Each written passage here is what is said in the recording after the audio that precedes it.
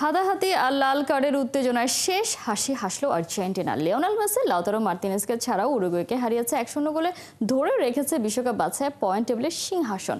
26 March চিরপ্রতিদ্বন্দ্বী ব্রাজিলের বিপক্ষে নিজেদের পরের ম্যাচ খেলবে বিশ্ব চ্যাম্পিয়নরা। হাসান সজীবের রিপোর্ট। দলে নেই মেসি, লাউতারো মার্তিনেজ কিংবা পাওলো দিবালাদের মতো ফুটবলাররা। তাতে ঠিক এভাবেই মুখ থুবড়ে পড়বে আর্জেন্টিনা। আনন্দে ভাসবে চিরপ্রতিদ্বন্দ্বী ব্রাজিলের সমর্থকেরা। এমন স্বপ্ন দেখে যারা বিভোর ছিল তাদের যেন রীতিমতো উড়িয়ে দিল বর্তমান বিশ্ব চ্যাম্পিয়নরা। থিয়াগো আলবাদার অনবদ্য গোলে শক্তিশালী প্রতিপক্ষ উরুগুয়েকে 1-0 গোলে হারিয়েছে আর্জেন্টিনা, ধরে রাখলো পয়েন্ট টেবিলের সিংহাসন।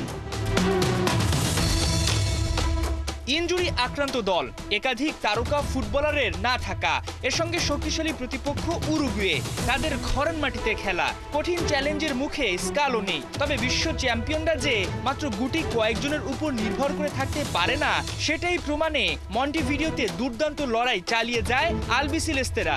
কিন্তু বারবার সুযোগ তৈরি হলেও গোল পাচ্ছিল না তারা।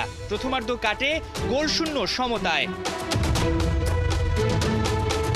বিরতির পরেও বেশ কয়েকবার সুযোগ পেয়ে তা হাতছাড়া করে ডিফেন্ডিং চ্যাম্পিয়নরা। ভেবে নেওয়া হচ্ছিল গোলশূন্য ড্র হবে ম্যাচ, কিন্তু ঠিক 68 মিনিটে সেই সম্ভাবনাকে গুড়িয়ে দিলেন থিয়াগো আলবাদা।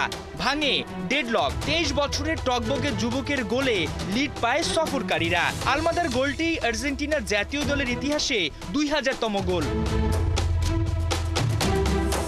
এদিকে গোল শোধে ক্ষুধার্ত হয়ে উঠে উরুগুয়ে, খেলে অ্যাটাকিং ফুটবল। ক্ষণে ক্ষণে দুই দল জড়িয়ে যায় তর্কে, কিন্তু তাতে গোল করতে পারেনি স্বাগতিকেরা। ম্যাচ শেষ হবার 5 মিনিট আগে ফাউল করে লাল কার্ড দেখেন জিউলিয়ানো সিমিওনের বদলি নামা নিকো গঞ্জালেস। শেষ পর্যন্ত 1-0 গোলে জয় পায় আর্জেন্টিনা। 10 জন নিয়ে মাঠ ছাড়ে স্কালোনির শিষ্যরা।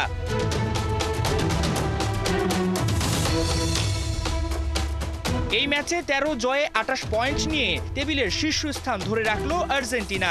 সমান ম্যাচে 22 পয়েন্ট নিয়ে দ্বিতীয় অবস্থানে ইকুয়েডর। পরের জায়গাটা মেসিদের চিরপ্রতিদ্বন্দ্বী ব্রাজিলের। 26 মার্চ সেলেসাওদের মুখোমুখি হবে আর্জেন্টিনা। হাসান সজীব, 71।